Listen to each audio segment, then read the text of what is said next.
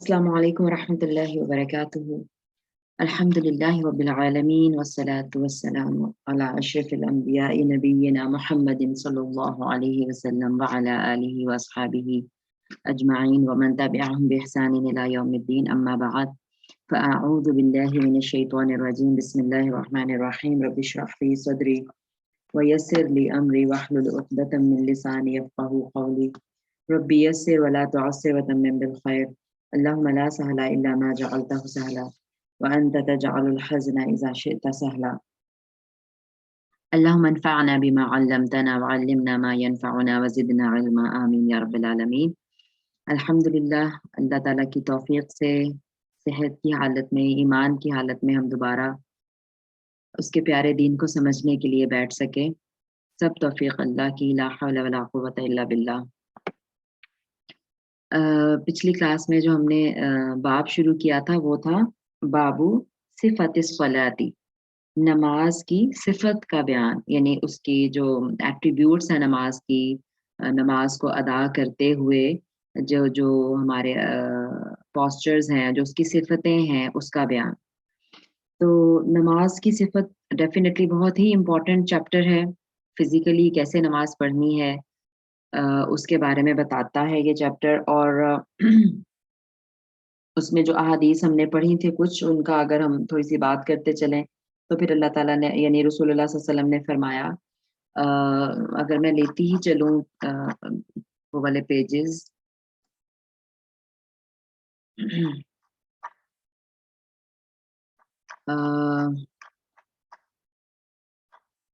جی یہاں سے ہمارا تھا، تو بس ترجمہ ہلکا سا پڑھتی چلتی ہوں تاکہ وہ فریش ہو جائے ذرا ذہن میں. رسول اللہ صلی اللہ علیہ وسلم نے فرمایا کہ جب تو نماز کے لیے کھڑے ہونے کا ارادہ کرو تو اچھی طرح وضو کر لو. تو ہم نے یہ دیکھا تھا کہ اچھا وضو سب سے زیادہ یعنی ظاہر ہے امپورٹنٹ ہے.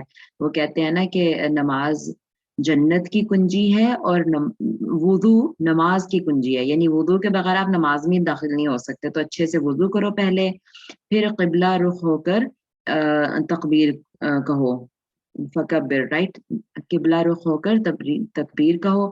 پھر قرآن کا جتنا حصہ یاد ہو اس میں سے جتنا آسانی سے پڑھ سکتے ہو پڑھ لو. پھر رکوع کرو اور پوری اطمینان سے رکوع کرو. تو ہم نے یہ سمجھا تھا کہ اطمینان بار بار اس حدیث میں رسول اللہ صلی اللہ علیہ وسلم نے فرمایا، ثم ارفع حتى تعتدل قائما ثم اسجد حتى تطمئن ثم اركع حتى تطمئن، رائٹ، حتى تطمئن، ثم ارفع حتى تطمئن ثم حتى تطمئن جالسا ثم اسجد حتى تطمئن. آپ دیکھیں کتنی دفعہ یہ ورڈ ریپیٹ ہوا تھا، یعنی ہر ایک رکن کے بعد، ہر ایک پوسچر کے بعد اگلا پوسچر جو ہے نا وہ اس میں اطمینان ہو، اس میں ٹھہر کے اس کو کرنا ہے. تو کیا تھا کہ جتنا قرآن آسانی سے پڑھ سکو وہ پڑھو، پھر رکوع کرو اور پورے اطمینان سے رکوع کرو، یعنی وہاں ٹھہر جائیں، تھوڑا رکیں، اس طرح اطمینان سے رکوع کریں، پھر سیدھے کھڑے ہو جائیں اور پھر اطمینان سے کھڑے ہوں اور پھر سجدہ کریں اور پھر اطمینان سے سجدہ کریں، پھر سجدے سے سر اٹھا کر اطمینان سے بیٹھ جائیں، یعنی دو سجدوں کے بیچ میں بھی، پھر دوسرا سجدہ کریں، پورے اطمینان سے کریں، رائٹ. تو مطلب آپ دیکھ رہے ہیں کہ اس کی اہمیت کے پیش نظر مجھے ہوا کہ جلدی سے ایک دفعہ دوبارہ ہم گزرتے ہوئے جائیں ان چیزوں سے، کہ اطمینان سے ہر رکن نماز کا ادا کرنا، ہر سٹیپ نماز کا ادا کرنا. کچھ لوگ اس کو، کچھ علماء اس کو واجب کہتے ہیں. واجب کا مطلب ہے کہ چھوٹ گیا تو نماز نہیں ہوگی، ٹھیک ہے، یعنی. اور اس کی وہ دلیل، وہ حدیث بھی لیتے ہیں جس میں رسول اللہ صلی اللہ علیہ وسلم نے صحابی کو کہا کہ جاؤ نماز پڑھو، تم نے نماز نہیں پڑھی، وہ صحابی جو تیز تیز نماز پڑھ رہے تھے. تو ہمیں بہت دھیان سے سوچنا چاہیے کہ ہماری نماز کس طرح کی ہے، ٹھیک ہے. اور پھر یہ ایک رکعت کا بتا کے پھر کہا کہ پھر باقی ساری نماز بھی اسی طرح، یعنی بس اتنا کہا، کلیہا یعنی ثم افعل ذالک، پھر اسی طرح کرو، فی صلاتی کلی، فی صلاتک کلیہا، پوری نماز میں اسی طرح کرو، یعنی پوری نماز. یہ ایک رکعت بتا دی، باقی 2 پڑھنی ہے، 3 پڑھنی ہے، 4 پڑھنی ہے رکعت، تو وہ اسی طرح اطمینان سے پڑھو، ٹھیک. اور یہ الفاظ امام بخاری کے ہیں، ویسے اس کو اخرجہ السبع، 7 اماموں نے روایت کیا تھا، یعنی اتنی اہم حدیث ہے اور بالکل اوتھینٹک حدیث ہے یہ. اچھا جی، यानी कि मतलब हड्डियां, कुछ अल्फाज थोड़े से आगे पीछे हैं कुछ हदीस में, यानी हत्ता यतरजअल इज़ाम, जब तक कि हड्डियां, यहाँ तक कि हड्डियां जो है वापस, बैक की जो हड्डियां हैं वो वापस आ जाए अपनी जगह पे, सारे जो भी मतलब उसकी डिस्क्स होती हैं हमारी बैकबोन में, वो सारी वापस अपनी जगह पे बिल्कुल सेटल हो जाए, इस तरह से खड़े होना है। और सजदों के बाद दरमियान दो सजदों में इस तरह से बैठना है। फिर अगली हदीस थी कि हाँ, यानी वही वुदू की तकमील में है। रिफ़ाआ बिन राफ़े से है कि जब तक वुदू कामिल ना हो, जिस तरह अल्लाह ने हुक्म दिया है, उस वक़्त तक नमाज़ मुकम्मल नहीं हो सकती, वही वुदू की अहमियत में, ठीक है? और फिर आगे तकरीबन वही चीज़ है जो हमने अभी पढ़ी है। अगली हदीस पे चलते हैं। उसमें हमने पढ़ा था, अबू हुमैद सादी से रवायत थी कि रसूलुल्लाह सल्लल्लाहु अलैहि वसल्लम को मैंने देखा कि तकबीर ऊला के वक़्त, तकबीर ऊला कौन-सी होती है? पहली तकबीर, तकबीर तहरीमा भी उसको कहते हैं। तो वो जब वो करते थे तो अपने दोनों हाथों को जअल यदैहि हज़्व मनकिबैहि, अपने दोनों कंधों तक वो करते थे अपने हाथों को। अ, और जब रुकू करते तो अपने दोनों हाथों को अपने घुटनों पर, रुकबतैही, अपने दोनों घुटनों को मजबूती से पकड़ लेते। खाली रखना नहीं है घुटनों पे, मजबूती से पकड़ना है, यानी पकड़ना है घुटनों को इस तरह से, और कमर जो है वो सीधी हो, पुश्त को झुका लें सीधा, और फिर यानी और सर भी जो है वो बिल्कुल सीधा हो, ना बहुत ज़्यादा झुका हुआ, ना बहुत ज़्यादा खड़ा हुआ, मतलब पुश्त के बराबर सर आ जाए। और फिर जब अपना सर रुकू से उठाते तो इस तरह खड़े, सीधे खड़े हो जाते कि हर जोड़ वापस अपनी जगह पर पहुंच जाता। और उसके बाद फिर जब सजदा फरमाते तो अपने दोनों हाथ ज़मीन पर इस तरह रखते कि ना ज़्यादा सिमटे हुए होते और ना ही ज़मीन पर बिछे हुए होते, ठीक है? और हालत सजदा में दोनों पाँव की उँगलियाँ क़िबला रुख होती, ठीक है? यानी पाँव की थोड़ी बहुत टर्न करके, यानी क्योंकि पाँव खड़ा है लेकिन उँगलियाँ थोड़ी-सी मुड़ी हुई होंगी, यानी उँगलियों को टर्न किया हुआ होगा, फ़ोल्ड किया हुआ होगा उसकी तरफ, क़िबला रुख, क़िबले की तरफ। और जब आप सल्लल्लाहु अलैहि वसल्लम 2 रकत पढ़कर क़ाअदा करते, तो बायाँ पाँव, ये मैंने बताया था डिटेल में, और मैंने कहा था कि इस पे फ़ोकस करना है हमें, क्योंकि बहुत सारे बच्चे, बहुत सारे बड़े भी इवन सही नहीं कर रहे होते, बैठने की पोज़ीशन सही नहीं उनकी होती। तो क्या है सही बैठने की पोज़ीशन? कि अगर तो 2 रकत के बाद बैठना है ना, तो बायाँ पाँव ज़मीन पर बिछा लेते, और वैसे 2 रकत में के बाद बैठना है, या 2 सजदों के दरमियान में भी जो थोड़ी देर के लिए बैठना होता है, जलसा जिसको कहते हैं, उसमें भी यही पोज़ीशन है पाँव की। हर बैठने में यही पोज़ीशन है सिवाय आखिरी बैठने के, ठीक है? तो पहले बैठने की पोज़ीशन क्या है कि बायाँ पाँव ज़मीन पर बिछा लें, दायाँ पाँव खड़ा ही रखें, ठीक है? राइट फुट जो है आपका वो खड़ा रहना चाहिए उसी पोज़ीशन में जिस तरह सजदे में था, यानी उँगलियाँ मुड़ी हुई किबला की तरफ। राइट फुट उसी तरह खड़ा रहे, और लेफ्ट फुट जो है उसको ज़मीन पे बिछा लें और उसी के ऊपर बैठें, ठीक है? लेकिन आखिरी जो क़ादा होगा, जो आखिरी सिटिंग होगी, उसमें राइट फुट तो उसी तरह खड़ा रहेगा, लेकिन जो लेफ्ट फुट है, उसको बाएँ पाँव के नीचे से यानी दाएँ पाँव के नीचे से, यानी रान के नीचे से आगे को बढ़ा के थोड़ा बाहर को निकाल देना है, यानी मतलब जितना भी ईज़िली कंफर्टेबली जाता है बाहर, और फिर अपनी सिरीन पर बैठ जाते हैं, ठीक है? इस तरह रसूलुल्लाह सल्लल्लाहु अलैहि वसल्लम करते हैं, यानी अपने मतलब अपनी हिप्स पे बैठ जाएँ, लेफ्ट वाले हिप पे, ठीक है? और जो लेफ्ट वाला फुट है उसको राइट वाले फुट के नीचे से, रान के नीचे से निकाल के आप साइड पे निकाल दें। तो ये आखिरी सिटिंग इस तरह की होगी, क्योंकि आखिरी सिटिंग लंबी होगी तो इत्मीनान से इंसान ज़मीन पे बैठ जाए, लेकिन जो बीच में सिटिंग्स हैं या सजदों के बीच में सिटिंग है वो छोटी सिटिंग है चूँकि, तो इसलिए वो अपने पाँव पर ही बैठना है। तो आई होप कि अच्छे से क्लियर हो गया होगा। पिछली दफ़ा भी मैंने डिटेल में बताया था और मैंने कहा इसको रिवाइज़ कर लें, ठीक है। अगली हदीस हज़रत अली रज़ियल्लाहु अन्हु से रवायत थी। नबी सल्लल्लाहु अलैहि वसल्लम जब नमाज़ के लिए खड़े होते तो पहले ये दुआ पढ़ते, हमने देखा दुआ इस्तिफ्ताह की बात हुई थी उसमें, वज्जहतु वजहिया लिल्लज़ी फ़तरस समावाति वल अर्द, पूरा एंड तक, कहाँ है एंड तक? मिनल मुस्लिमीन। और ये यहाँ पे पूरी दुआ दी हुई, इन्नी वज्जहतु वजहिया लिल्लज़ी फ़तरस समावाति वल अर्द हनीफ़म वमा أنا من المشركين إن صلاتي ونسكي ومحياي ومماتي لله رب العالمين لا شريك له وبذلك أمرت وأنا أول المسلمين. कुरान पाक की आयत है ये, तो ये वाली पढ़ते। और फिर दूसरी एक दुआ, अल्लाहुम्मा अंतल मलिक ला इलाहा इल्ला अंत रब्बी व अना अब्दुक इला आखिर। तो ये दुआ इस्तिफ्ताह ये भी हो सकती है, और आगे जो दूसरी दुआएं हैं वो भी हो सकती हैं, कोई भी एक आप पढ़ लें, दो को भी मिला सकते हैं। अबू हुरैरा रदियल्लाहु अन्हु से रवायत है, काना रसूलुल्लाह सल्लल्लाहु अलैहि वसल्लम इज़ा कब्बरा लिस्सलाती, जब तकबीर तहरीमा के बाद, यानी जब तकबीर कहते यानी नमाज के लिए, तो थोड़ा सा वक्फा फरमाते, यानी अल्लाहु अकबर कह के थोड़ा सा वक्फा फरमाते और फिर सूरह फातिहा शुरू करते। तो मैंने रसूलुल्लाह सल्लल्लाहु अलैहि वसल्लम से पूछा, या रसूलुल्लाह, वक्फा के दौरान आप क्या पढ़ते हैं? तो आप सल्लल्लाहु अलैहि वसल्लम ने फरमाया, अल्लाहुम्मा बाइद बैनी व बैना खताया, आखिर तक, ठीक है। तो ये वाली दुआ भी, यानी अल्लाह अकबर के बाद इसको भी दुआ इस्तिफ्ताह के तौर पर पढ़ा जा सकता है, मुत्तफ़क़ुन अलैह हदीस है ये भी। तो उसके बाद अगली हदीस हमने पढ़ी कि उमर रज़ियल्लाहु अन्हु जो थे वो वक़फ़ा के दौरान में, यानी सुब्हानकल्लाहुम्मा व बिहम्दिक पढ़ते थे। तो ज़ाहिर है जब वो पढ़ते थे तो इसका मतलब है कि वो भी उन्हें रसूलुल्लाह सल्लल्लाहु अलैहि वसल्लम ने सिखाई है। तो बाय चांस जब अबू हुरैरा ने पूछा तो उस वक़्त रसूलुल्लाह सल्लल्लाहु अलैहि वसल्लम ने वो दुआ पढ़ी होगी, तो उन्होंने वही पढ़ाई बता दी, ठीक है? तो मतलब ये सारी दुआएँ मसनून हैं, और इसका पढ़ना भी इवन मसनून ही है, यानी नमाज के अरकान में से नहीं है दुआ इस्तिफ्ताह का पढ़ना। मसनून है, सुन्नत है, आप पढ़ेंगे तो बहुत ज़्यादा सवाब होगा, नहीं पढ़ेंगे तो कोई गुनाह वाली बात नहीं है और नमाज मुकम्मल हो जाएगी बगैर दुआए इस्तिफ्ताह के। और फिर कौन सी पढ़नी है, वो भी मुख्तलिफ दुआएं मसनून है। अबू सईद खुदरी रदियल्लाहु अन्हु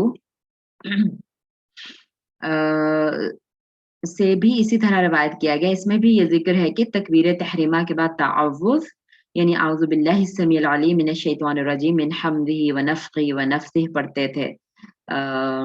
यानी तकबीर के बाद इस तरह से वो पढ़ते थे, खाली आऊज़ु बिल्लाह बिस्मिल्लाह के बजाय। अच्छा, उसके बाद हमने हदीस पढ़ी थी कि आयशा रज़ियल्लाहु, और यहीं तक हम, ये आखिरी हदीस थी जो हमने पढ़ी थी पिछली क्लास में। आयशा रज़ियल्लाहु अन्हा से रवायत है कि रसूलुल्लाह सल्लल्लाहु अलैहि वसल्लम अपनी नमाज का इफ्तिताह यस्तफ्तिहु, अपनी नमाज का इफ्तिताह किससे किया करते थे? बित्तकबीरी, तकबीर से, नमाज का आगाज तकबीर से किया करते थे। वल क़िराअता बिल बी अल्हम्दुलिल्लाहि रब्बिल आलमीन, और अल्हम्दुलिल्लाहि रब्बिल आलमीन की क़िराअत से, ठीक है। यानी ज़ाहिर है जो सुनने वालों को आवाज़ आ रही होती थी तो वो तो अल्हम्दुलिल्लाहि रब्बिल आलमीन की ही आ रही होती थी। दुआए इस्तिफ्ताह है, जो मुख्तलिफ दुआएँ अभी हमने देखी, वो अगर जो जमात में भी पढ़ रहे हैं ना तो वो आहिस्ता आवाज़ में ही पढ़ी जाती हैं, ठीक है। जो ऊँची क़िराअत होती है वो सूरह फातिहा की होती है, या फिर अगली सूरह की। एनीवेज़, तो हज़रत आयशा रज़ियल्लाहु ताला अन्हा कह रही हैं कि नमाज का आगाज़ आप सल्लल्लाहु अलैहि वसल्लम अल्लाहु अकबर से किया करते, और सूरह फातिहा से यानी शुरू करते नमाज, और जब रुकू करते तो अपना सर मुबारक बहुत ना ऊंचा करते और ना नीचा करते, बल्कि इसके दरमियान की हालत में रखते, ठीक है। और जब रुकू से सर उठाते तो उस वक्त तक सजदा में ना जाते जब तक कि बिल्कुल सीधे खड़े ना हो जाते, यानी रुकू से ऐसा नहीं है कि आधे से बस खड़े हुए, रुकू से थोड़ा से 90 डिग्री से वो 75 डिग्री में गए और फिर सजदे के लिए चले गए, नहीं, बल्कि सजदे के लिए तब तक ना जाते जब तक बिल्कुल सीधा खड़ा ना हो जाते, ठीक है। जब तक सीधे खड़े ना हो जाते तब तक सजदे में ना जाते, और जब सजदा से सर उठाते तो दूसरा सजदा उस वक्त तक ना करते जब तक के ठीक से आराम से बैठ ना जाते, यानी एक सजदा करके आराम से ठीक से बैठ जाते, फिर दूसरे सजदे के लिए जाते, और हर 2 रकात के बाद तशहुद पढ़ते, यानी 2 अगर पढ़नी है तो उसमें भी तशहुद पढ़ेंगे, 4 पढ़नी है तो उसमें भी तशहुद पढ़ेंगे, यानी हर 2 के बाद तशहुद ज़रूर पढ़ते, और अपने बाएँ पाँव को ज़मीन पर बिछा लेते, यानी लेफ्ट को, और राइट को, दाएँ को कायम रखते, यानी खड़ा रखते, और शैतान की चौकड़ी से मना फरमाते, उक़बतिश शैतानी, शैतान की चौकड़ी से मना फरमाते, और दरिंदों की तरह, यानी शैतान की चौकड़ी कौन-सी होती है? यानी जैसे चौकड़ी लगा के बैठना होता है ना, उस तरह नहीं बैठते नमाज में, बल्कि यानी वो नीज़ को बेंड करके जैसे बैठते हैं हम नमाज में, अल्हम्दुलिल्लाह सबको पता ही है। اچھا اور وینہا عن اور انہوں نے منع فرماتے یعنی رسول اللہ صلی اللہ علیہ وسلم منع فرماتے اور درندوں کی طرح بازو آگے نکال کر بیٹھنے سے بھی منع فرماتے یعنی جیسے درندے بچھاتے ہیں یعنی تھوڑا آگے کر کے یعنی کچھ لوگ آپ دیکھیں جو آپ کے جب آپ نے ہاتھ رکھے ہیں نا سجدے کے لیے تو وہ آپ کے سر کے پیرالل آنے چاہیے ٹھیک ہے یعنی سر سے آگے نہیں نکلے ہوئے آنے چاہیے ایک تو یہ بات ہے اور دوسرا یہ کہ اس کو پھیلانا بھی نہیں ہے یعنی جیسے بچھانا بھی نہیں ہے پھیلانا بھی نہیں آگے کر کے بھی نہیں رکھنے ہیں ہاتھ نہ بہت پیچھے رکھنے ہیں یہ دونوں سچویشنز میں نے دیکھی میں لوگوں کی نماز پڑھتے ہوئے اللہ تعالیٰ ہم سب کی نمازوں کو مکمل پرفیکٹ بنا لے جیسے اس کو پسند ہے یعنی کچھ لوگ نا اپنے یعنی کندھوں سے بھی تھوڑا پیچھے ہی ان کے ہاتھ ہوتے ہیں جب سجدے میں ہوتے ہیں نا تو دونوں ہاتھ آپ دیکھیں کہ وہ آپ کے منہ کے پیرالل آپ کے سر کے منہ کے پیرالل آنے چاہیے دونوں طرف نہ آگے نکلے ہوئے نہ پیچھے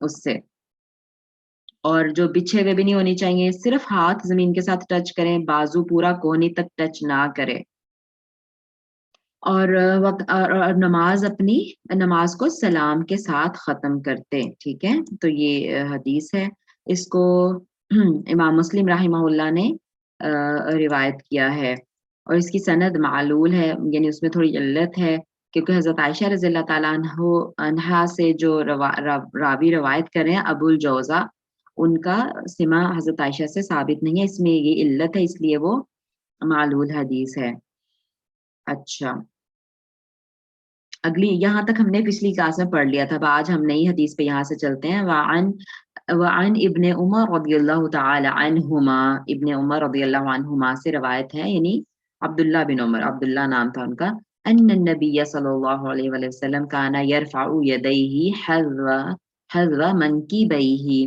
جب رسول اللہ صلی اللہ علیہ وآلہ وسلم یعنی یہ لکھا ہوا تو نہیں ہے یہاں پہ کہ نماز کا آغاز کرتے ٹھیک ہے تو لیکن ظاہر ہے وہ انڈرسٹوڈ ہے اس لیے انہوں نے ترجمے میں لکھ دیا ہے کہ کیا کرتے تھے کانا یرفع یدیہ اپنے دونوں ہاتھوں کو بلند کرتے تھے حذو منکبیہ اپنے دونوں کندھوں کے برابر اپنے دونوں کندھوں کے مقابل تک یعنی پچھلی کلاس میں نے بتایا تھا کہ جب کھڑا کرنا ہے اللہ اکبر کے لیے ہاتھ اٹھانے ہیں تو وہ کانوں کی لو جو ہے وہاں سے کانوں کی لو سے کندھوں کے بیچ میں یعنی کہیں پہ بھی ہلکا سا آپ کندھوں کے برابر یا تھوڑا سا اوپر اور کان یا لیکن کانوں سے اوپر نہ نکلے ہاتھ اٹھاتے ہوئے ٹھیک ہے تو یعنی انہوں نے تو کہا حدیث میں ہے کہ کندھوں کے برابر اپنے ہاتھ اٹھاتے اذا افتح جب کھولتے یعنی جب سٹارٹ کرتے الصلاۃ نماز و اذا کبر للرکوع اور جب رکوع کے لیے تکبیر کہتے اس وقت بھی یعنی یہاں پہ دیکھیں یعنی جب نماز شروع کرتے تب بھی اذا افتتح الصلاۃ و اذا کبر للرکوع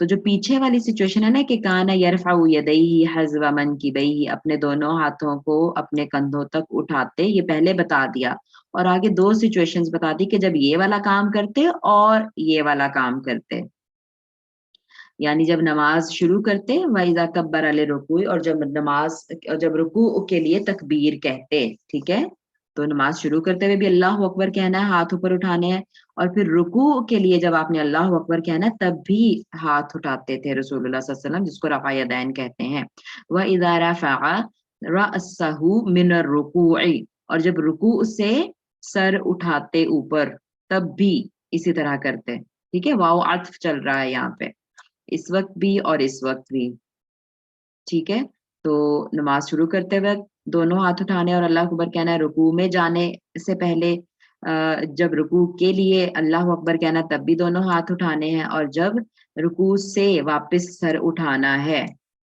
رفع راسہ من الرکوع جب واپس اٹھانا ہے تب بھی اسی طرح سے ہاتھ اٹھانے ہیں کندھوں تک جس کو رفع الیدین رفع کا مطلب اٹھانا یدین دونوں ہاتھ اس کو کہتے ہیں رفع الیدین دونوں ہاتھ اٹھانا ٹھیک ہے اور یہ متفق علیہ حدیث ہے بخاری اور مسلم دونوں میں موجود ہے اور یہ بغیر علت کے حدیث ہے وفی حدیث ابی حمید عند ابی داود یرفع یدیہ حتی یحاذی بہما منکبیہ ابو حمید سے روایت ہے کہ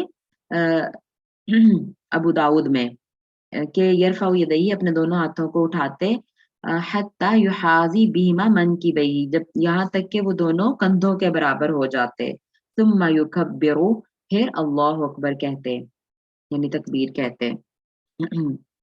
और वली मुस्लिमिन अन मालिक बिन अल हुवैरिस, मालिक बिन हुवैरिस रदियल्लाहु ताला अन्हु से रवायत है, नहव हदीस इब्न उमर, इसी तरह की, यानी हज़रत इब्न उमर रदियल्लाहु ताला अन्हु की हदीस की तरह ही उनसे भी रिवायत है, हत्ता युहाज़ी बिहिमा फुरूअ उज़ुनैहि, यानी लेकिन उसमें लेकिन जो अब्दुल्ला इब्न उमर की रिवायत है उसमें उन्होंने कहा कि कंधों तक उठाते हाथ, लेकिन जो अ, हुवैरिस, मालिक बिन हुवैरिस की हदीस है, जो वो रावी बयान करते हैं, वो कहते हैं बाकी हदीस सेम है, लेकिन जो हाथ उठाने की मिकदार है ना कि कितने हाथ उठाने हैं, वो वहां पे है कि फुरूआ उज़ुनैहि, अपने दोनों कानों की, यानी फुरू, उसूल तो असल कान होता है, फुरू यानी जो ब्रांचेस और शाखें होती है, यानी यही कानों की लौ तक उठाते। जैसे मैंने अभी आपको कहा ना कि ये यानी कानों तक एक अपर लिमिट है और कंधे लोअर लिमिट है। कंधों से नीचे हाथ ना हो और कानों से ऊपर ना निकले, तो बीच में आप कहीं पे भी रख सकते हैं। जब इस तरह के 2 अल्फाज हैं, तो इसका मतलब है कि ज़ाहिर है कभी उस सहाबी ने देखा तो वहां तक थे और किसी ने देखा तो कंधों तक थे, लेकिन इसके अलावा और कोई नहीं है, तो इसका मतलब है कि कंधों और कानों के बीच में, मतलब कहीं पे भी नॉर्मल जितना आप कर सकते हैं, उस तरह से कर लीजिए। कानों के अतराफ, ठीक है। तो इसमें तत्बीक, क्योंकि दोनों अलग-अलग बातें आई हैं ना, तो इसमें तत्बीक और मुवाफ़क़त इस तरह है कि हाथों की हथेलियाँ, देखिए एक और इस तरह से भी एक्सप्लेनेशन है कि दोनों में अलग-अलग अल्फाज क्यों, कितने हाथ उठाने हैं यहाँ तक। तो हाथों की हथेलियाँ तो कंधों के बराबर हों, इस तरह से, ठीक है? और उँगलियों के पोर जो हैं वो कानों के मुकाबिल आ जाएँ, ठीक है? जब आपकी क्योंकि ज़ाहिर है हथेली से थोड़ी ऊपर है ना उँगली, तो हथेलियाँ कंधों तक रखें तो थोड़ी उँगलियाँ जो है वो कानों तक खुद ही पहुँच जाएँगी, तो दोनों तरह से मतलब ये अच्छी तत्बीक हो गई। तत्बीक का मतलब है मुताबकत कायम करना। तत्बीक यानी दोनों चीज़ों में मुताबकत कायम करना। और इससे भी बेहतर ये है कि इसे भी तवस्सुअ पर महमूल किया जाए कि कभी कानों के बराबर और कभी कंधों के बराबर, यानी इनके बीच में कहीं उठा ले तो उतना ठीक है। इन अहादीस से साबित हुआ कि तकबीर तहरीमा के वक़्त, यानी पहली तकबीर के वक़्त रुकू को जाते हुए और रुकू से सर उठाते हुए रफ़अल यदैन मसनून है। बाज़ अहादीस में 2 रकअतों के बाद तीसरी रकअत की इब्तिदा में भी रफ़अल यदैन साबित है, ठीक है? यानी अगर आपने मगरिब की जैसे 3 पढ़नी है, तो इन 3 मौकों पे तो करेंगे, नमाज़ शुरू करते हुए, रुकू में जाते हुए, रुकू से वापस उठते हुए, 3 जगहों पे तो करना ही है, ठीक है? लेकिन जब 2 रकात पढ़ लेंगे इसी तरह, तो तीसरी रकात के लिए जब खड़े होंगे तब भी इसी तरह से रफ़अल यदैन करना है। कुछ हदीस में इस तरह से भी है। और अक्सर सहाबा कराम और ताबईन उज़्ज़ाम का इसी पर अमल था रहमहुमुल्लाह। यानी वो इस पे अमल करते थे। यानी बेशुमार अहादीस हैं और ताबईन जो है वो भी इसी तरह अमल करते थे। जो फ़िक़्ह के इमाम है, यानी इमाम शाफ़िई, इमाम अहमद, अबू सऊद, इब्न मुबारक, इसहाक़ बिन राहविया, ये सारे जो इसके इमाम मुस्लिम के भी जो उस्ताद हैं, ठीक है? ये सब, और सही रिवायत के मुताबिक इमाम मालिक रहमहुल्लाह से भी यही मनक़ूल है।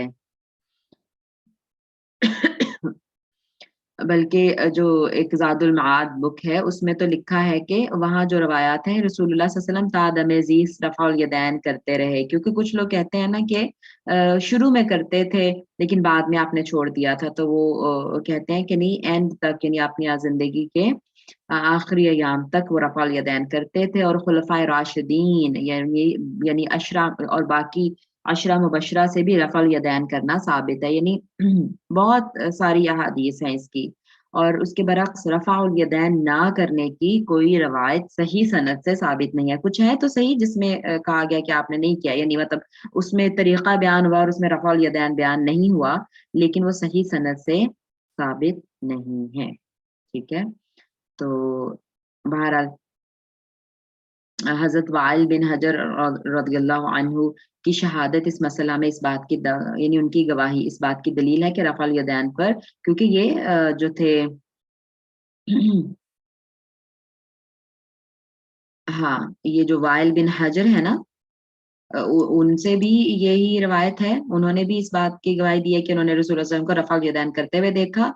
और वाइल बिन हजर غزوہ تبوک کے بعد، غزوہ تبوک کب ہوا تھا؟ 9 ہجری میں، 9 ہجری کے بعد 9 ہجری میں غزوہ تبوک ہوا اور اس کے بعد وہ دار اسلام میں داخل ہوئے، رائٹ؟ تو مطلب اس طرح سے علماء جو ہے پھر وہ یعنی اس کا نتیجہ اخذ کرتے ہیں کہ یعنی اینڈ تک آپ صلی اللہ علیہ وسلم نے کیا، جب انہوں نے بھی دیکھا کرتے ہوئے اور انہوں نے اسلام قبول کیا 9 ہجری کے بھی بعد، 9 غزوہ تبوک کے بھی بعد، تو اس کا مطلب ہے کہ آخری اپنی آخری عمر کے حصے تک وہ کرتے رہے. اور یہ جو ہے البدایہ والنہایہ حدیث یعنی یہ بک ہے، حدیث کی نہیں ہے، اس میں یہ لکھا ہوا ہے شرح العینی علی صحیح بخاری، اس میں یہ فتویٰ لکھا ہوا ہے جو وائل بن حجر کے اس سے کرتے ہوئے کہا کہ آخر تک کرتے تھے. آئندہ سال جب آپ صلی اللہ علیہ وسلم دوبارہ آپ صلی اللہ علیہ وسلم کی خدمت پہ وہ حاضر ہوئے تو سخت سردی کا موسم تھا، انہوں نے صحابہ کرام رضی اللہ عنہ کو کپڑوں کے نیچے سے بھی رفع الیدین کرتے دیکھا. ٹھیک ہے، یعنی کوئی بڑی چادریں وغیرہ اوڑی ہوئی تھیں لیکن اس کے نیچے سے بھی وہ رفع الیدین کرتے انہوں نے دیکھا. اور یہ 10 ہجری کے آخری مہینے تھے، رائٹ؟ بس وہ انہوں نے ثابت کیا ہوا ہے کہ آخری زمانے تک جو تھے وہ رسول اللہ صلی اللہ علیہ وسلم کرتے تھے، اور فقہاء اسلام کی اکثریت نے اس کو پسند کیا ہے. اب اگر کوئی نہیں کرتا تو ہم یہ نہیں کہیں گے کہ اس کی نماز نہیں ہوئی، ایسا نہیں کہیں گے، ٹھیک ہے، کیونکہ نماز کے وہ واجبات میں سے نہیں ہے، لیکن یقیناً جب اتنی زیادہ احادیث ہیں تو اس میں عمل کرنا ہی بہتر ہے. وعن وائل بن حجر رضی اللہ عنہ قال صلیت مع النبی صلی اللہ علیہ وآلہ وسلم. وائل بن حجر، وائل بن حجر لکھا ہوا ہے، حجر ہے، ایک منٹ، ہاں پر ضمہ، اچھا سوری، وائل بن حجر رضی اللہ عنہ سے روایت ہے، قال فرماتے ہیں صلیت، میں نے نماز پڑھی مع النبی، نبی صلی اللہ علیہ وسلم کے ساتھ، فوضع یدہ الیمنی علی یدہ الیسری، تو آپ صلی اللہ علیہ وسلم نے اپنا یمنہ دایاں ہاتھ اپنے بائیں ہاتھ پر رکھا، علی صدرہ اپنے سینے پر، صدر کس کو کہتے ہیں؟ سینے کو، اپنے سینے پر، رائٹ ہینڈ لیفٹ کے اوپر رکھا اور یہ دونوں کہاں رکھے؟ اپنے سینے پر رکھے. اب یہاں پر بھی تھوڑا سا جو ابن خزیمہ نے اس کو روایت کیا ہے، اختلاف جو ہے ہمیں پتہ ہے، آپ کو پتہ ہے کہ نہیں پتہ، مطلب کہ کچھ لوگوں کو شاید نہ پتہ ہو کہ اس میں بھی اختلاف ہے کہ کہاں پر ہاتھ باندھنے ہیں، ٹھیک ہے نا؟ تو نماز میں ہاتھ باندھنا ہی سنت ہے، ایک تو یہ بات ہے. کچھ لوگ تو ہاتھ باندھتے بھی نہیں ہیں، وہ اللہ اکبر کہہ کے دونوں سائڈوں پہ بس کھڑے ہی نیچے ہاتھ کھڑا نیچے چھوڑ دیتے ہیں، ہاتھ باندھتے نہیں ہیں. تو خیر اہل سنت جو ہیں سب وہ اس پر متفق ہیں، یعنی شوافع ہوں، احناب یا حنابلہ، یعنی امام شافعی کے ماننے والے، فقہ شافعی سے تعلق رکھتے ہوں، فقہ حنفی سے یا فقہ حنبلی سے، یہ سارے نماز میں ہاتھ باندھنے کو سنت قرار دیتے ہیں. اور کبھی اس کے خلاف رسول اللہ صلی اللہ علیہ وسلم سے عمل نہیں دیکھنے میں آیا. یہی جو ہے وہ جمہور صحابہ اور تابعین کا بھی یہی قول ہے، ٹھیک ہے؟ تو ہاتھ باندھنے ہیں، ٹھیک ہے. اب باندھنے کہاں ہیں؟ سینے پر، وہ بھی اس حدیث میں صحیح حدیث جو تھی اس میں آ گیا کہ سینے پر باندھنے ہیں، ٹھیک ہے. اور جو زیر ناف باندھنے والی ایک حدیث ہے وہ ضعیف حدیث ہے. وائل بن حجر جو ہیں ان کی کنیت ابو حنیدہ یا ابو ہندہ ہے، حضر موت کے بادشاہوں میں سے تھے یہ، اور اسی لیے جب غزوہ تبوک میں وہاں تک مسلمان پہنچے اور ان کو فتح ہوئی غزوہ تبوک میں، بلکہ ہوا ہی نہیں تھا غزوہ تبوک، ویسے ہی دشمن بھاگ گئے تھے، وہ یعنی آئے ہی نہیں میدان جنگ میں. تو اس کے بعد پھر حضر موت جگہ جو ہے یعنی علاقہ، اس کے بادشاہوں میں سے تھے یہ، یعنی رولرز میں سے. جب نبی صلی اللہ علیہ وسلم کی خدمت میں اپنے وفد کے ساتھ حاضر ہوئے تو آپ صلی اللہ علیہ وسلم نے ان کے اعزاز میں اپنی چادر مبارک ان کے لیے، ان کے بیٹھنے کے لیے بچھا دی، اور ان کے لیے اور ان کی اولاد کے حق میں دعا فرمائی. حضر موت کے قبائل پر پھر یعنی جب اسلام قبول انہوں نے کر لیا تو پھر انہی کے قبائل پر ان کو عامل مقرر کر دیا. کوفہ میں سکونت پذیر ہوئے اور خلافت معاویہ رضی اللہ عنہ کے دور میں وفات پائی، یعنی سارے خلفاء کا زمانہ انہوں نے دیکھا. اگلی حدیث پہ چلتے ہیں. وعن عبادہ ابن صامت رضی اللہ تعالی عنہ قال उबादा बिन सामित रदियल्लाहु अन्हु से रवायत है, फरमाते हैं क़ाला रसूलुल्लाह सल्लल्लाहु अलैहि वसल्लम, रसूलुल्लाह सल्लल्लाहु अलैहि वसल्लम ने फरमाया, ला सलाता लिमन लम यक़रा बि उम्मिल क़ुरआनी, ला सलाता नहीं नमाज, लिमन उसकी जो लम यक़रा नहीं क़िराअत करता, बि उम्मिल क़ुरआनी उम्मे क़ुरआन की। अब उम्मुल क़ुरआन क्या है? सूरह फातिहा का टाइटल है उम्मुल क़ुरआन, और ये भी मुत्तफ़क़ुन अलैह हदीस है, यानी सही बुखारी मुस्लिम दोनों में। वफ़ी रिवायती ली इब्ने हिब्बान वद्दारक़ुतनी की, और दारक़ुतनी में रवायत है, ला तुजज़िउ सलातुन, नहीं जज़ा होती यानी काफ़ी होती, तुजज़ी काफ़ी हो, तुजज़िउ काफ़ी होती, सलातुन नमाज, ला युक़राउ जिसमें ना पढ़ी जाए, फ़ीहा उसमें, बिफ़ातिहतिल किताब, जिस यानी ऐसी नमाज, वो नमाज काफ़ी नहीं होती, यानी इंसान देखो ना, एक तो मैंने नमाज पढ़ी मेरे लिए काफ़ी हो गई, यानी अदा हो गई मेरी तरफ से, लेकिन वो काफ़ी नहीं हुई, मेरा नमाज पढ़ना काफ़ी नहीं हुआ, इसका मतलब है कि अभी मेरी ऑब्लिगेशन ख़त्म नहीं हुई, ये मतलब है इसका। तो यानी जिस नमाज में सूरह फातिहा ना पढ़ी गई हो, वो नमाज काफ़ी नहीं होती, यानी अदा नहीं होती। वो पढ़ना जो है इंसान को उसकी ज़िम्मेदारी से बरी नहीं करता, वो काफ़ी नहीं होती उसके लिए। तो इससे पता चला कि सूरह फातिहा पढ़ना जो है वो कितना ज़रूरी है। ये वाजिबात में से छूट जाए तो नमाज़ नहीं होती। जैसे मैं कह रही थी ना कि रफ़ा यदैन जो है ये वाजिबात में से नहीं है। ऐसी कोई वो हदीस नहीं मिलती जिसमें ये कहा कि ये ना किया तो नमाज़ नहीं होगी। जैसे यहाँ फातिहा के बारे में है कि ना पढ़ी तो नमाज़ नहीं होगी।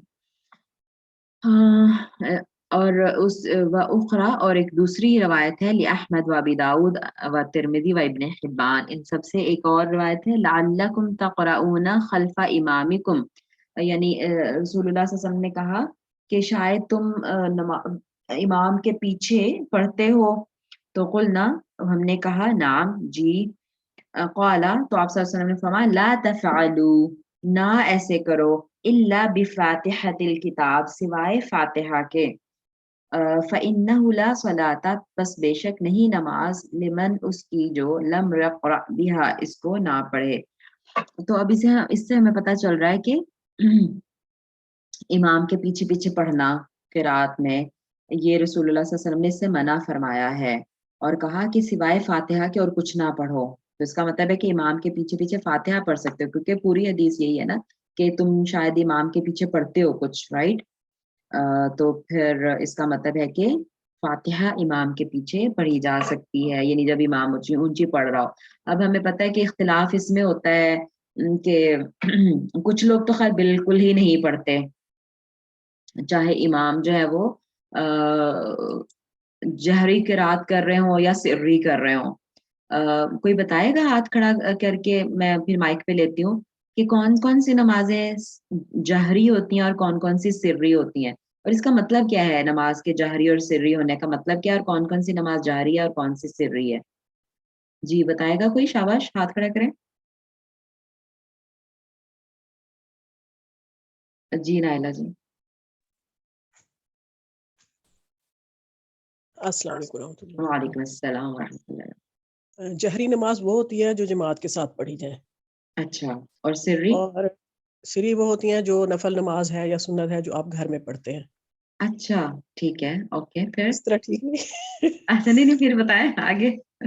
यानी कि जैसे जमात के साथ हम पढ़ रहे हैं, अच्छा, तो वो तो इमाम पढ़ा रहे होते हैं, हाँ, वो हाँ। जहरी नमाज है। या फिर अच्छा, जो आवाज के साथ पढ़ी जा रही हो, ऊंची आवाज में पढ़ी जा रही हो, उसको कहेंगे, या फर्ज नमाज को कहेंगे। और अच्छा, जो सही। सिरी होंगी वो जो नफल नमाजें होंगी या खुद सुन्नत जो जो हम पढ़ते हैं, खामोशी से। ठीक है। जी। ऐसा नहीं है नाइला। चलें, जी। लेट्स सी देखिए ज़रा कि और कौन क्या बताती हैं।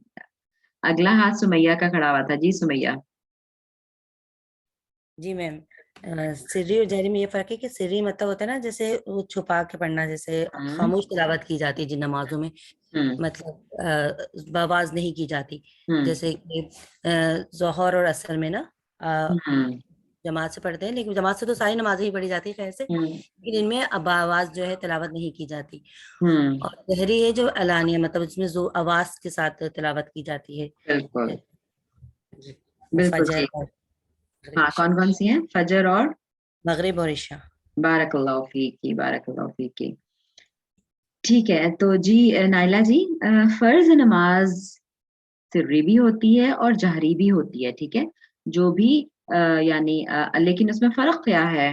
فرق یہ ہے کہ جن نمازوں میں امام اونچی آواز میں قرات کرتے ہیں یعنی فاتحہ اور فاتحہ کے بعد کوئی سورہ ملا کے جو پڑھتے ہیں, ٹھیک ہے, جن میں اونچی آواز میں قرات ہوتی ہے وہ جہری نماز ہوتی ہے. اور ساری پانچوں نمازیں جہری نہیں ہوتی. فرض نماز تو پانچوں ہی ہیں, لیکن ساری نمازوں میں اونچی آواز میں قرات نہیں ہوتی. اور مجھے بھی اس کا پتہ نہیں تھا, یعنی پاکستان میں بھی حالانکہ نماز وغیرہ مسجد میں کبھی کبھی پڑھنے کا موقع ملتا, لیکن اس طرح نہیں ملتا تھا. صرف جمعہ وغیرہ کے لیے یا تراویح کے لیے جاتے تھے. لیکن یہاں قطر میں آئے اور پھر ظاہر باہر بھی بندہ نکلا تو جماعت سے پڑھنے کا اتفاق ہو جاتا ہے. تو پھر مجھے یقین کریں, مجھے خود یہاں آ کے پتہ چلا کہ اچھا کچھ نمازیں ایسی ہوتی ہیں جس میں امام قرات اونچی آواز میں نہیں کرتے. اور وہ کون سی ہوتی ہیں پھر میں نے اپنے یاد رکھنے کے لیے کہ اچھا کون سی نمازیں ہیں, تو میں نے اس کو اس طرح یاد رکھا کہ جو بہت فل ڈے لائٹ میں ہوتی ہیں نا وہ خاموشی سے ہی ہوتی ہیں, کیونکہ وہ اچھے سے نظر آ رہا ہے سب کو کہ نماز پڑھی جا رہی ہے. تو ایسے ہی میں نے اپنے لیے بس ہنٹ رکھا. تو ظہر اور عصر کی جو نماز ہے نا وہ سری نماز ہے, اس میں اونچی آواز میں قرات نہیں ہوتی. اس کے مقابلے میں جو تھوڑی اندھیرے کی نمازیں ہیں جیسے فجر, مغرب اور عشاء, ان میں اونچی آواز میں قرات ہوتی ہے. تو اس کو جہری نماز کہتے ہیں. اور ظاہر ہے پھر جمعہ کی نماز بھی جہری ہوتی ہے, اور اس کے علاوہ عیدین کی نماز جہری ہوتی ہے اور تراویح جہری ہوتی ہے. ٹھیک ہے, تو یہ سری اور جہری. اچھا, تو اب جو بات چل رہی تھی سورہ فاتحہ کی, تو اب دیکھیں نا, اب امام جہری قرات کر رہا ہے تو پھر ہی تو مجھے پتا چلا, پھر ہی تو میں پیچھے پیچھے پڑھوں گی, رائٹ, یعنی پیچھے پیچھے پڑھنے کے بعد جو امام کہہ رہے ہیں اس کو ریپیٹ کریں. تو رسول اللہ صلی اللہ علیہ وسلم نے کچھ نوٹس کیا, کچھ لوگوں کی آواز تھوڑی وہ وسپر سے پڑھ رہے ہوں گے, تو رسول اللہ صلی اللہ علیہ وسلم نے کہا کہ شاید تم پڑھتے ہو. تو صحابہ نے کہا جی ہم پڑھتے ہیں پیچھے پیچھے. تو آپ صلی اللہ علیہ وسلم نے کہا نہ پڑھو, ایسے نہ کرو سوائے فاتحہ کے. ٹھیک ہے, تو اب اس سے مسئلہ یہ پتا چلا کہ اونچی آواز میں بھی امام تلاوت کر رہے ہوں تو پھر بھی پیچھے فاتحہ جو ہے وہ ساتھ ساتھ پڑھی جا سکتی ہے, کیونکہ حدیث میں خود آ گیا. اور اگر امام ویسے ہی آہستہ پڑھ رہے ہیں, ہے ہی سری نماز, تو پھر تو لازم پڑھنی ہے نا, یہ تو مطلب انڈرسٹوڈ ہے. تو کچھ جو ہمارے ہیں سیکٹ وہ بالکل نہیں پڑھتے, اس حدیث کے بالکل خلاف بات ہے وہ. اور کچھ جو ہے وہ پھر مڈل وے کرنے کے لیے ایسے کہہ دیتے ہیں کہ اچھا اگر امام خاموشی سے پڑھا تو پھر تو ہمیں اپنے حصے کی پڑھنی ہے اونچی آواز میں, لیکن امام اونچی آواز میں پڑھا تو پھر نہ پڑھیں ہم, کیونکہ وہ اچھا وہ دلیل کس کی لیتے ہیں؟ وہ دلیل کہتے ہیں قرآن پاک کی آیت ہے کہ وَإِذَا قَرَأْتَ الْقُرْآنَ فَانصِتُوا, جب قرات کی جائے قرآن کی تو خاموش رہو, اور اس کو خاموشی سے سنو تاکہ تم پہ رحم کیا جائے. یہ والی دلیل دیتے ہیں. ٹھیک ہے, تو کہتے ہیں کہ جو کہ وہ قرات ہو رہی ہوتی ہے تو اس لیے خاموشی سے سننا ہے. اور حالانکہ قرات جو رسول اللہ صلی اللہ علیہ وسلم نے منع فرمایا پڑھنے سے, وہ قرات یعنی فاتحہ کے علاوہ باقی جو قرآن کی تلاوت کی جائے گی اس کو نہیں پڑھنا ساتھ, اس کو خاموشی سے سننا ہے. لیکن فاتحہ کا کلیئرلی کہہ دیا کہ فاتحہ کے علاوہ اور کچھ نہ پڑھو, اس کا مطلب ہے فاتحہ پڑھنی ہے. پھر کہا فَإِنَّهُ لَا صَلَاةَ لِمَن لَّمْ يُقْرَأْ بِهَا, کہ بے شک اس کی نماز ہی نہیں ہوتی جو فاتحہ نہ پڑھے. تو یہ بہت کلیئر حدیث آ گئی. تو اس لیے ہمیں اگر ہم باجماعت نماز پڑھ رہے ہیں تو ہمیں خیال کرنا ہے کہ ہم فاتحہ پڑھیں گے. اور اس میں پھر یہی ہے کہ کچھ تو جو ہے نا آئمہ ماشاء اللہ وہ تھوڑا سا گیپ دے دے کے پڑھتے ہیں, ایک آیت کے بعد گیپ دیتے ہیں اور پھر دوسری آیت پڑھتے ہیں. تو اس گیپ میں ہم پڑھ رہے ہیں, جیسے اذان ہوتی ہے نا, تو اذان کو بھی ہم نے ریپلائی کرنا ہوتا ہے نا. تو جب امام کہتا ہے اشہد اللہ الہ الا اللہ, وہ تھوڑا سا سانس لینے کے لیے رکے تو پھر اس میں ہم کہہ دیں اشہد اللہ الہ الا اللہ, اسی طرح سے. تو اس طرح سے یعنی گیپس کے بیچ بیچ میں آپ کہہ دیں, یا ورنہ پھر اگر گیپ نہیں دے رہا کوئی امام جو ہے وہ تیزی سے پڑھ رہا ہے تو پھر اس کو ختم ہو لینے دیں, اور پھر اگلی جیسے وہ ابھی بسم اللہ اور وغیرہ وہ شروع کر رہے ہیں تو اس میں آپ اپنی سورہ فاتحہ پڑھ لیں, لیکن سورہ فاتحہ پڑھیں. ٹھیک ہے, صحیح حدیث کے مطابق نماز نہیں ہوتی. یہ ساری اسی پہ بحث ہوئی ہے. وہی بات کہ سری اور جہری نمازوں کی بحث ہوئی ہے, میں نے آپ کو آلریڈی بتا دیا. وہ جو حدیث کے راوی ہیں عبادہ بن صامت رضی اللہ تعالیٰ عنہ, انصار کے قبیلہ خزرج کے فرد تھے. یہ खजरज और औस 2 कबीले जो थे ना अंसार के बुत परस्त, तो वो जो इस्लाम कबूल कर लिया उन्होंने, तो कबीला खजरज से थे ये, और अब्दुल्ला बिन उबई जो था मुनाफिकों का सरदार, वो भी खजरज कबीले से ही था। एनीवेज, तो सरदारान अंसार में नुमाया शख्सियत के हामिल थे, यानी सरदारों में आते थे वो, और बैते उक़बा ऊला और सानिया दोनों में शामिल थे। ठीक है, बैते उक़बा के बारे में भी पिछली क्लास में डिटेल में बात हुई थी। मेरा ख्याल है, मुझे लग रहा है ऐसे, या पता नहीं फिर स्कूल में मैंने कहीं बैत उक़बा की बात की थी। एनीवेज, तो 2 दफा बैत हुई, यानी 12 हिजरी में और 12 और 13 नबवी में, जब यहाँ से साहब गए थे औस और खजरज के कुछ लोग, और फिर रसूलुल्लाह सल्लल्लाहु अलैहि वसल्लम के हाथ पे बैत की थी, और फिर जो दूसरी सानिया थी, दूसरी जो बैत थी, उसमें रसूलुल्लाह सल्लल्लाहु अलैहि वसल्लम को मदीना आने की दावत भी दी थी। तो इन दोनों बैतों में ये शामिल थे उबादा बिन सामित। गज़वा बदर के साथ दूसरे मार्कों में भी शामिल रहे। हज़रत उमर रज़ियल्लाहु अन्हु ने इनको शाम की तरफ क़ादी मुक़र्रर फरमाया हुआ और मुअल्लिम बनाकर भी भेजा। मुअल्लिम पहले हिम्स में क़याम पज़ीर हुए, और फिर फ़लस्तीन की तरफ मुंतकिल हो गए। हज़रत उमर रज़ियल्लाहु अन्हु के ज़माने में ये इलाके फ़तह हो गए थे ना, तो फिर ये वहाँ पे यानी मुंतकिल हो गए, और फिर रहला में वफ़ात पाई, और कुछ के नज़दीक 34 हिजरी में, और कुछ के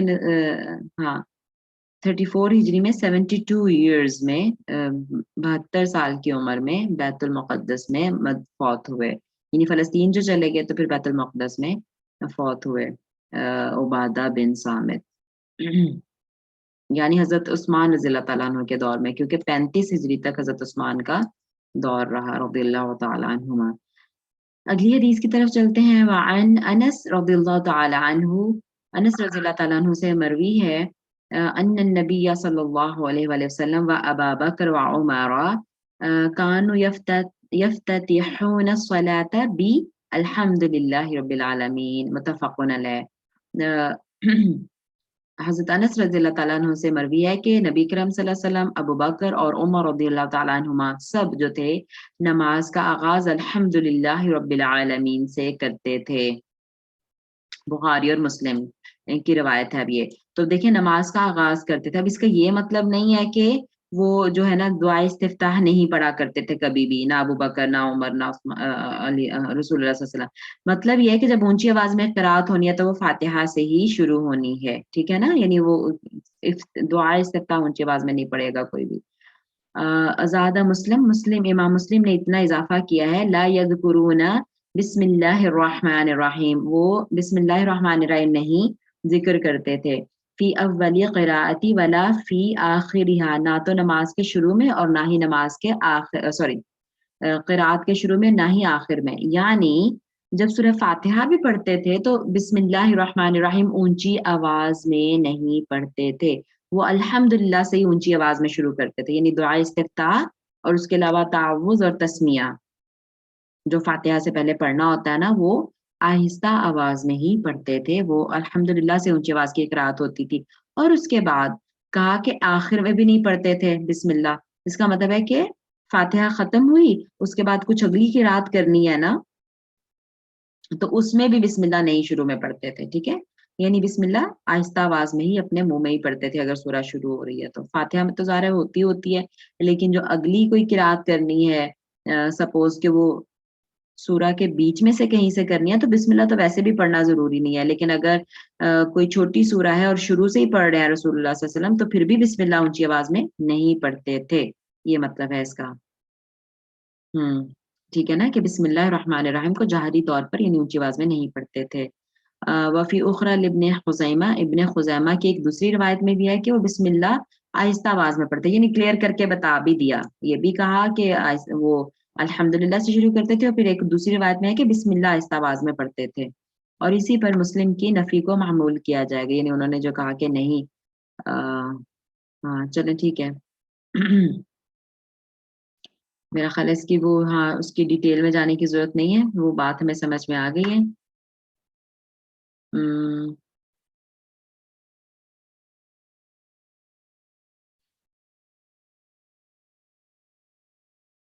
اچھا، اس حدیث سے معلوم ہوا کہ رسول صلی اللہ علیہ وسلم قرات کا آغاز کرتے فاتحہ سے اور بسم اللہ آہستہ آواز میں پڑھتے. بعض روایات میں بسم اللہ اونچی آواز سے پڑھنے کا بھی ثبوت ہے. یعنی یہاں پہ جو ہمیں روایات مل رہی ہیں اس میں اونچی آواز سے نہیں پڑھتے تھے، لیکن کچھ روایات میں وہ کہہ رہے ہیں کہ اونچی آواز سے پڑھنے کا بھی ثبوت ہے. تو اس طرح دونوں طرح پڑھنا جائز ہے، اونچی آواز میں بھی اور آہستہ آواز میں بھی. بسم اللہ کو اونچی آواز اور آہستہ آواز دونوں میں پڑھنا جائز ہے. تاہم اکثر اور صحیح تر روایات سے آہستہ آواز میں پڑھنا ہی ثابت ہے. ٹھیک ہے، میں نے بھی جو یہاں پہ آبزرو کیا موسٹلی جو ہے نا علماء، موسٹلی جو امام ہوتے ہیں وہ یعنی الحمدللہ سے ہی شروع کرتے ہیں. آپ لوگ بھی آبزرو کیجئے گا، لیکن دونوں طرح صحیح ہے.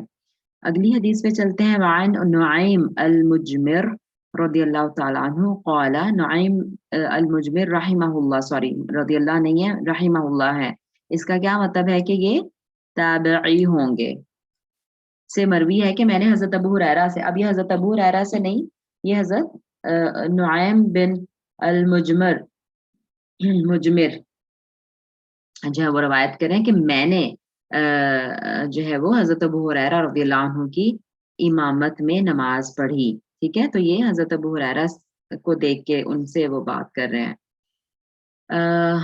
فقرأ بسم اللہ الرحمن الرحیم، تو انہوں نے بسم اللہ الرحمن الرحیم پڑھی یعنی اونچی آواز میں. ثم قرأ بأم القرآن، پھر اس کے بعد انہوں نے ام القرآن پڑھی یعنی فاتحہ پڑھی. حتی اذا بلغا، یہاں تک کہ جب پہنچے، بلغا جب پہنچے، ولضالین جب ولضالین پر پہنچے، قال آمین تو انہوں نے کہا آمین، یعنی آمین بھی انہوں نے اونچی آواز میں پڑھی. تبھی تو یہ وہ اس کو سن پائے اور وہ نریٹ کر پا رہے ہیں، وہ بتا رہے ہیں کہ انہوں نے بسم اللہ بھی اونچی آواز میں پڑھی اور پھر آمین بھی انہوں نے اونچی آواز میں کہا، تاکہ پھر ان سے ہی سن کے یہ روایت کریں. وَيَقُولُ، اور وہ کہتے ہیں یعنی نعیم المجمر رحمہ اللہ کہتے ہیں کلما سجدہ، جب کبھی بھی انہوں نے سجدہ کیا، وَإِذَا قَامَ مِنَ الْجُلُوسِ، اور جب یعنی بیٹھنے کے بعد کھڑے ہوئے، اللہ اکبر تو اللہ اکبر انہوں نے کہا. ثم یقول اذا سلم، پھر انہوں نے کہا یعنی مطلب جو اونچی آواز میں جو قرات ہے نا ٹوٹل وہ اس میں آ گئی ہے. وہ کہہ رہے ہیں کہ بسم اللہ بھی انہوں نے اونچی آواز میں پڑھی، انہوں نے فاتحہ بھی اونچی آواز میں پڑھی، اس کے بعد آمین اونچی آواز میں کہا.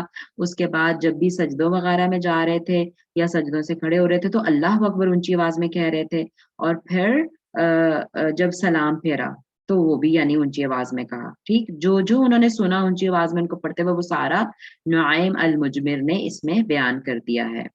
والذی نفسی بیدہ، اور وہ ذات، اور قسم ہے اس ذات کی جس کے قبضے میں میری جان ہے، انی بے شک میں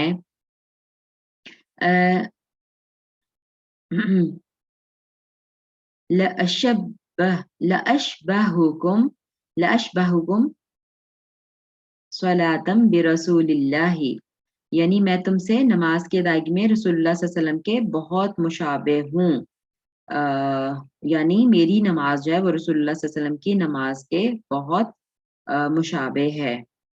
ٹھیک ہے. ثم یقول، پھر وہ کہا یعنی حضرت ابو ہریرہ کہا کرتے تھے کہ میری نماز یعنی اس ذات کی قسم، جب یعنی اس ذات کی قسم جس کے قبضے میں میری جان ہے کہ میری نماز یا میری نماز کی ادائیگی رسول اللہ صلی اللہ علیہ وسلم کی سے کے مشابہ ہے. رواہ النسائی و ابن خزیمہ، ابن خزیمہ اور نسائی نے اس کو روایت کیا ہے. سورہ فاتحہ کے اختتام پر آمین کہنا بالاتفاق مسنون ہے، سننا ہے اس پر آمین کہنا کیونکہ بہت خوبصورت دعا ہے. خواہ امام ہو یا مقتدی یا تنہا کسی بھی طرح سے پڑھیں تو اس کو اونچی آواز میں کہیں. امام ابو حنیفہ رحمہ اللہ کے نزدیک آمین کہنا واجب ہے اور اسے چھوڑنے والا گنہگار ہے، اور فقہ حنفی کے اکثر ماننے والے آمین اونچی آواز میں نہیں کہتے جو مساجد ہم دیکھتے ہیں، واللہ عالم. اور آمین کے مطلب ہوتے ہیں اے اللہ میری دعا قبول فرما. اسم الفعل اس کو کہتے ہیں آمین کو، کہ یعنی ہے تو اسم لیکن یہ فعل کے معنی میں ہے کہ میری دعا قبول فرما. راوی جو ہے اس حدیث کے نعیم المجمر رحمہ اللہ، ان کی کنیت ابو عبداللہ تھی. نعیم نعیم کی تصغیر ہے، نعیم، ٹھیک ہے، اس میں تصغیر ہے، یہ مجمر میں میم پر ضمہ اور جیم ساکن، مجمر، اور دوسرے میں ممکن کسرہ۔ حضرت عمر رضی اللہ عنہ کی آل کے آزاد کردہ غلام تھے، ٹھیک ہے، اوکے، تو یہ آزاد کردہ غلام تھے حضرت عمر رضی اللہ تعالیٰ عنہ کی آل کے۔ حضرت عمر کے حکم کی تعمیل کرتے ہوئے ہر جمعہ کو دوپہر کے بعد مسجد نبوی میں خوشبو کی دھونی دیا کرتے تھے، سبحان اللہ۔ اور اسی وجہ سے ان کا نام مجمر مشہور ہو گیا۔ مشہور تابعی تھے ابو حاتم ابن معین ابن سعد اور نسائی نے ان کو ثقہ قرار دیا ہے، ثقہ یعنی صحابی ہے، کیونکہ ظاہر ہے اب اگر یہ اب کسی صحابی سے روایت نہیں ہے یہ حدیث، آپ دیکھیے، اور اس میں رسول اللہ صلی اللہ علیہ وسلم کی بھی کوئی بات نہیں بیان ہو رہی، تو ایک تابعی جو ہیں وہ ایک صحابی کو دیکھ کے بیان کر رہے ہیں، تو اس لیے پھر ان کا وہ یعنی پتہ ہونا ضروری ہے کہ یہ کس طرح کے تھے۔ تو ویسے تو خیر ہر حدیث کے ہی راویوں کا پتہ ہونا ضروری ہے، لیکن ثقہ راوی کہتے ہیں ان کو، یعنی ان کی یادداشت بھی اچھی تھی، ان کا ایمان بھی اچھا تھا، پریکٹسنگ مسلم تھے، ایمانت دار تھے، ہر طرح کی جو اور علوم و فنون کو جاننے والے تھے، جس میں تمام یہ خوبیاں ہوتی ہیں اس کو ثقہ راوی کہا جاتا ہے۔ ایک حدیث اور لے لیتے ہیں جلدی سے، وعن ابی ہریرہ رضی اللہ تعالی عنہ، ابو ہریرہ رضی اللہ عنہ سے روایت ہے، فرماتے ہیں قال رسول اللہ صلی اللہ علیہ وسلم، رسول اللہ صلی اللہ علیہ وسلم نے فرمایا، اذا قرأتم الفاتحہ، جب تم فاتحہ پڑھو، فقرؤوا تو پڑھو، بسم اللہ الرحمن الرحیم، بسم اللہ الرحمن الرحیم بھی پڑھو، فإنہا تو بے شک وہ، احدى ایک ہے، آیاتہا اس کی آیتوں میں سے، رواہ دارا قطنی وصوب وقفہ، اور اس کا موقوف ہونا بھی درست ہے، یعنی موقوف ہوتا ہے جو صحابی تک جا کے رک جاتی ہے چین۔ تو بہرحال حضرت ابو ہریرہ رضی اللہ عنہ روایت کر رہے ہیں کہ رسول اللہ صلی اللہ علیہ وسلم جب تم سورہ فاتحہ پڑھو تو بسم اللہ الرحمن الرحیم بھی پڑھ لیا کرو، اس لیے کہ وہ بھی سورہ فاتحہ کی ایک آیت ہے۔ اور لیکن جیسا کہ ہم پہلے دیکھ چکے ہیں کہ دونوں کے بارے میں حدیث ہیں، پڑھنے کے بارے میں بھی اور نہ پڑھنے کے بارے میں بھی، تو دونوں طرح جائز ہے۔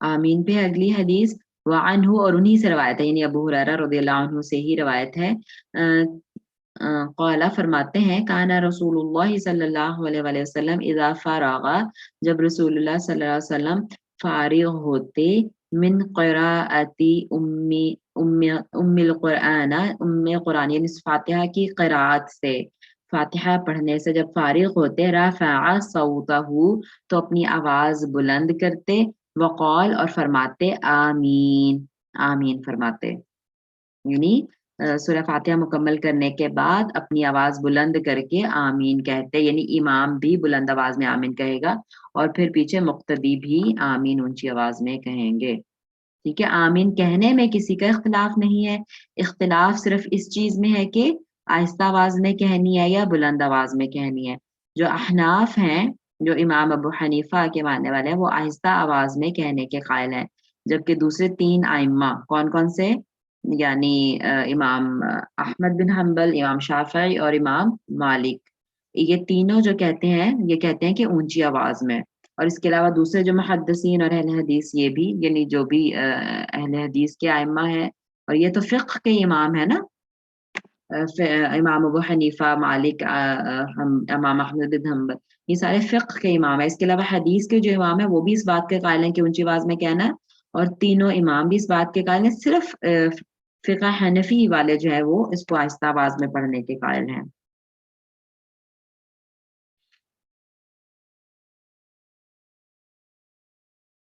بس اسی پہ بحث کی گئی ہے، انہوں نے بحث کی ہوئی ہے اس پہ۔